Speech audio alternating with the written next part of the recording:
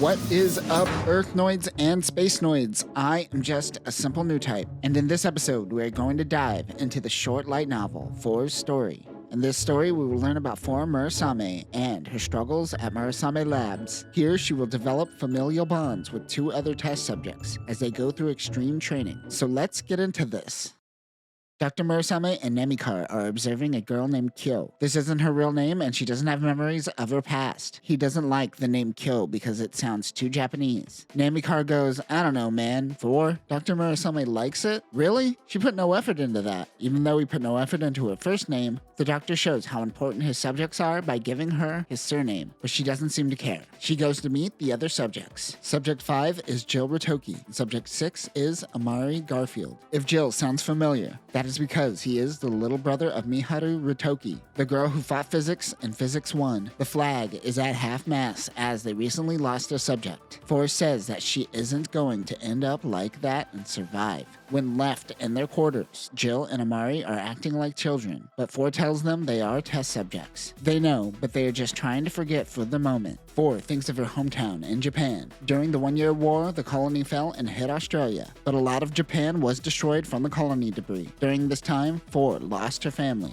It seems to be the only memory she has retained. Over time, she realized no one is coming to save her. A lab assistant, Ruriko, comes in with apple pies and tea for the kids. They haven't had sweets for months, but Four is hesitant. She says that she knows they put drugs in the food and doesn't want any. This makes the other two hesitant. Ruriko leaves her share if she wants it later. Amari and Jill hesitate, but soon eats the treats. During the one-year war, as new types like Amado, Char, and Lala became legends in their own right, new type theory grew. Zeon had Flanagan Labs, and soon EFF created Murasame Labs. We say created, but it went to the highest bidder, and Murasame most certainly went to the Federation with the big bucks. But after the war, there wasn't some boom in new types, so the focus became artificial new types known as cyber new types. It is really hard to convince parents to send their kids to potentially die, so he uses the best option in these circumstances. War orphans. This is how Four, Jill, and Amari came in the hands of Murasame. They are currently the only test subjects. Sergeant Jink Hamill is their drill sergeant. He doesn't believe in cyber new types or new types. His goal is just to make these three great mobile suit pilots. They go through rigorous training. Namikar doesn't believe that Jill or Amari exhibit any new type abilities. Dr. Murasame pulls out a letter from Lauren Nakamoto. She is visually angry at the sound of his name.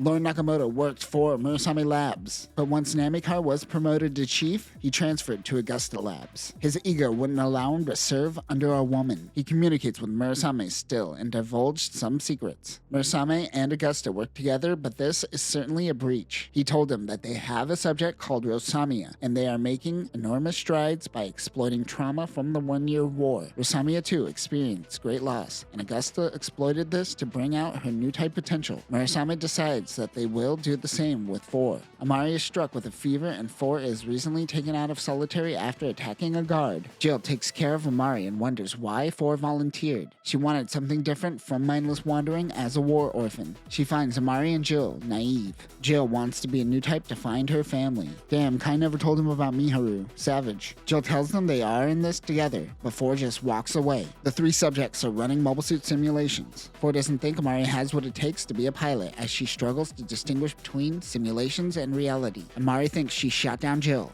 After Four pulls Amari out of the simulation, the sergeant tries to 1v1 her. She's cocky and says, should we use simulators or the real mobile suits, which throws him off. Jill recently learns from Ruriko that Four doesn't have any memories of her past. He apologizes to Four, not knowing or understanding her. Four rejects his apology and says that she hates him as she runs out of the room. Four talks to Murasame about wanting her own room. Murasame thinks that it is weird that two girls and a male are in the same room together. He decides instead to give Jill a room separate from the two girls. This is exactly what Four didn't want. She slams her fists and runs out. Later, Amari cries when she finds out she won't be together with Jill anymore. She wants to go talk to the doctor, but Four says it is because of her that they are moving. She cries to Four, asking why she would do this. For a moment, Four feels a bit of empathy. She deals with these feelings feelings the same way she dealt with the last 2 scenes. She runs out of the room, of course. Ruriko wonders why she made herself the villain. This wasn't really her decision. This was the doctor's. 4 touches the sensors on her neck. These have been implanted a few weeks earlier, and the main cause for her lashing out recently. Ruriko tells her that she felt a moment of happiness and instantly rejected it. She wonders why 4 is trying to be so hopeless. She wonders if Ruriko is happy. Ruriko tells her that her brother isn't starving. For her, this is happiness. She looks up and wonders if humans can achieve collective happiness. 4 knows she is talking about new types. 4 has heard rumors of the AUG attack at Side 7 Green Noah 1. With this led to a state of war, and with that came funding for Murasame Labs. They resumed mobile suit production. They have been absorbed into the Titans, but they have to produce results swiftly or their funding will be cut off. They went to work on producing the Psycho Gundam. The Psychomu system on the mobile suit is riddled with flaws and has already caused 3 other test subjects to die from mental collapse. The 3 subjects are in a helicopter heading into the mountains running a physical training exercise. Sergeant Jink and Namikar drop off each kid one by one. Namikar explains to Jink that the devices attached to the subjects don't run on electromagnetic waves, so they aren't affected by Minovsky particle disruption. There seems to be a lot of disruption in the mountains. The 3 are at separate job points and must rendezvous at the top. As 4 struggles, she begins seeing images of Amari and Jill. This is her new type senses going off. She tries to tell Amari to go the other way. She could hear 4 in her head and ignores it, but she slips and falls down the mountain. Amari is rejecting 4's voice, but she says that they must do this as a team, which is what Amari wanted from 4 this whole time. She gains the will to continue forward. Namikar is monitoring the subject's brainwaves. She says that 4's brainwaves are unprecedented. Putting them in harsh environments brings out their new type potential. This isn't a test for Jill or Amari. This is specifically for 4. Namikar doesn't believe in cyber new types. To her, if you activate new type powers, you are a new type. It doesn't matter if it is natural or engineered with drugs and psychological trauma. Jill and Amari make it to the top of the mountain. They tell each other that 4 guided them here, but she is nowhere to be found. They lose their new type connection with her. Roughly an hour later, they hear her reach out again. They look around and find her buried in the snow. She buried herself and hid from the environment. She expended all her new type powers, causing her to pass out. The 3 camp out waiting to be picked up, and Jill shares his past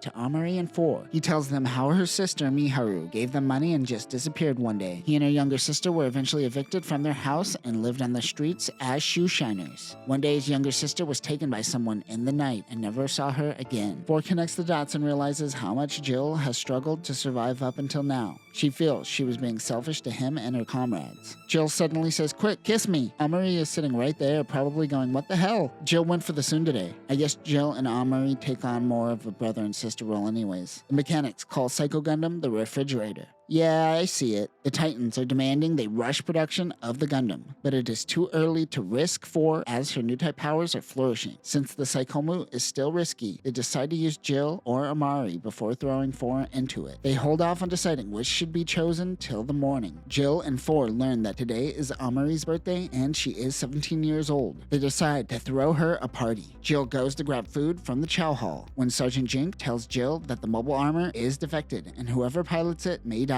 Learning this, Jill wants to go volunteer, so Amari and 4 won't be sacrificed. As Jill runs off, Namikar appears from the shadows. The sergeant is working with Namikar to play games with the children. Jill speaks to Dr. Murasame about being the test pilot for tomorrow's test. Jill is 16 years old. At 16, Dr. Lauren Nakamoto showed Murasame the same determination. He decides to allow him to be the pilot. Jill is undergoing enhancements before the test and didn't show up for dinner. The 2 are bummed that they weren't able to celebrate Amari's birthday.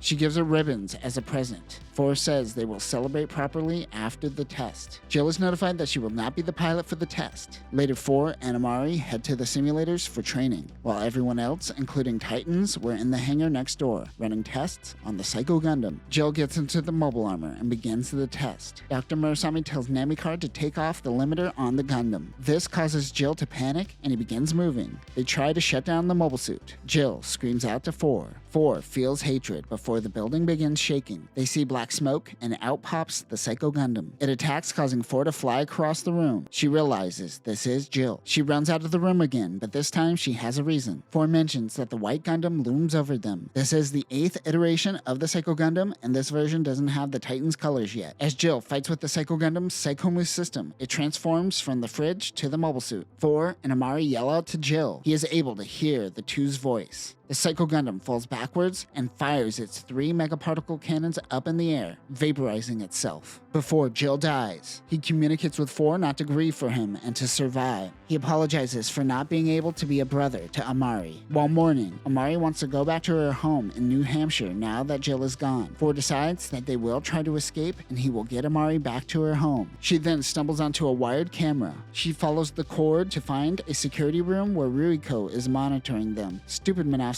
particles making everything wired. She asks Ruiko if she could turn off the cameras tonight and agrees. Later that night, the 2 take their leave from the dormitory. Amari is wearing the ribbon in her hair that 4 gave her for her birthday. 4 uses a blanket to hop over the barbed wire fence. The forest is extremely dangerous. They will follow the outskirts of the forest and make it to the shore. Amari is hesitant, but the sirens go off. No going back now. Time to run. Namikar gives Sergeant Jink the brainwave detection device to track down 4. He is way too excited to be hunting down a teenage girl. Jink's forces are slowly surrounding their location. The only thing for them to do is split up. 4 will act as a distraction to allow Amari to escape. She says she will meet her in New Hampshire one day. The 2 embrace and depart. 4 gets the attention of Jink's forces. She negs him to fight, which is exactly what he wanted. She tries her best against him, but she is a teenager up against a trained soldier that experienced war. As Jink beats her up, she is just happy that Amari could escape. 4 is taken to Dr. Murasame and tells her that Jill's sacrifice allowed them to complete the Psycho system. 4 will be the pilot of the 9th version of the Psycho Gundam currently being built. She tells the doctor that Amari slipped and died. 4 is very obedient. Namikar wonders why she is acting like that. After she takes her leave, Murasame tells her that it is because 4 is lying and helped Amari escape. Namikar wonders if she survived, but Murasame says no, she definitely slipped and died, as 4 said. That is when Jink comes in holding a bloodied ribbon. He assassinated Amari. 4 gets into the new Black Psycho Gundam. Namikar tells another scientist that since 4 had no memories, they had to give 4 some memories to hold on to. The bond that she created will be cherished by 4 forever. Now she can be controlled with one command. Do you not desire your memories? Essentially, Jill and Amari were never test subjects, but rather variables put in place to study 4. In this case, creating familial bonds to bring out her new type potential. This entire thing was all engineered. Namikar tries to get 4's attention, but snaps and says she doesn't take orders from anyone. The recent cyber new type enhancements seem to have affected her. She is now an ensign, and Sergeant Jink salutes his now superior officer. 4 gets into the Gundam and takes off. They head off to Hong Kong.